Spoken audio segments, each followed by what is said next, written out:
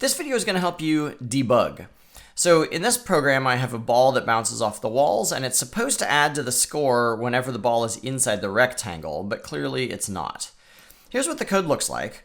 I've got variables up here. I initialize them in setup, and then I've added comments that group all of the code together. So here's where I display my rectangle, I display my circle. Here I'm displaying my actual score as text.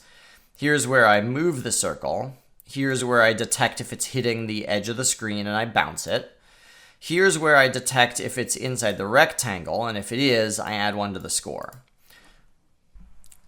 So debugging always happens when the program isn't doing what you want. So you start with a statement like, why is the program blah? Why is it not displaying the score? But you got to be careful because you have to think very precisely. It actually is displaying the score, if you saw the video before. It's just that the score is always 0. So the problem isn't that it's not displaying the score, it's that it's not adding to the score. This is usually called the symptom.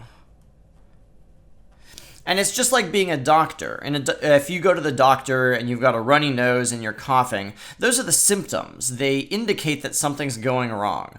But they're usually not the cause of the problem. And it's the same thing in programming. We've noticed that it doesn't look like we're adding to the score, and that's the symptom. And we want to figure out in the program, what's the cause of that symptom that we're seeing?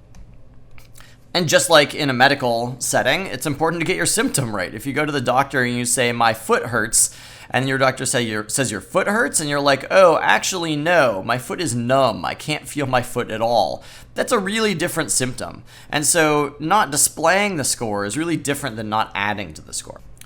Okay, so what should you do once you've got a symptom? The first thing is you want to try and find the code that you think is supposed to do that thing. So let's do it. Let's find the code that's supposed to add to the score. Okay, here it is. Score equals score plus 1. So that seems like it should be working. Every now and again, if your program is large enough, it might turn out that you just forgot to add the code that's supposed to do the thing that you think is happening. So you think like, why isn't the ball moving? And then you look and you say, oh, it's because I don't actually have a line of code that tells the ball to move. So that happens sometimes, but usually you've written it in a careful way, and so you find a line that's supposed to do the thing. Okay, well, the question is, what's happening? Why isn't that working? One possibility is maybe this line of code isn't doing what you think it's doing. Another possibility is maybe it's not even running at all, even though you think that it should be running. Either way, a good thing to do is to use a print statement to actually see the variable that you're interested in. So I want to know, is score getting added to? So I'm going to put a print statement here that says score before, and then let's have another print statement that says score after, because that's the moment I'm adding to the score, and so I want to see right before and right after what's happening. So let's run the program and see what happens. So what I'm noticing is down here in the console, nothing's printing. Oh, it is printing sometimes. And it looks like it is working. Score before is 15 and score after is 16. So it does look like it's adding 1. But what I notice is it's happening at weird times. It doesn't always happen whenever I'm inside the rectangle. And also my score over here isn't going up.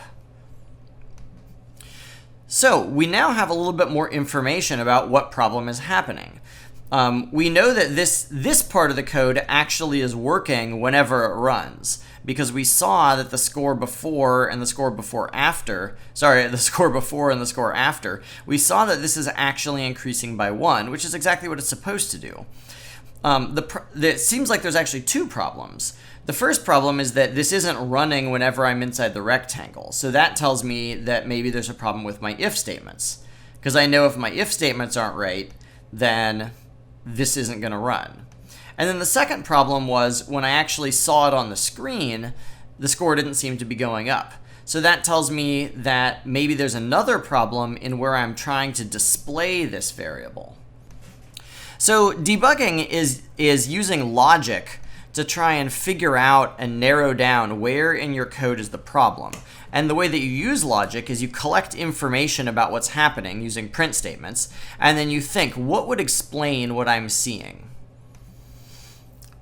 So for the if statements, here I say, is the x-coordinate of the circle larger than the left side of the rectangle and smaller than the right side of the rectangle? And the right side is the x value plus the width. That's the right side. For the y values, I'm saying, is the y value of the circle larger than the top of the rectangle? And this should say smaller than the bottom of the rectangle, but I forgot to say ry plus r height. So that was the problem with the if statements. So let's run it again. Okay, so now it seems like I fixed the one problem, because I can see that whenever the circle's inside the rectangle, that's exactly when it's updating this score before, score after. So I fixed one of the problems, but the score up here still isn't changing. So let's look at that. I'm going to go now try and find... So now I'm applying the debugging process again. It's like I've got a new symptom. I've fixed the problem of why is it not adding to the score. The answer was the if statement was wrong. So my new symptom is, why is my score variable not displaying?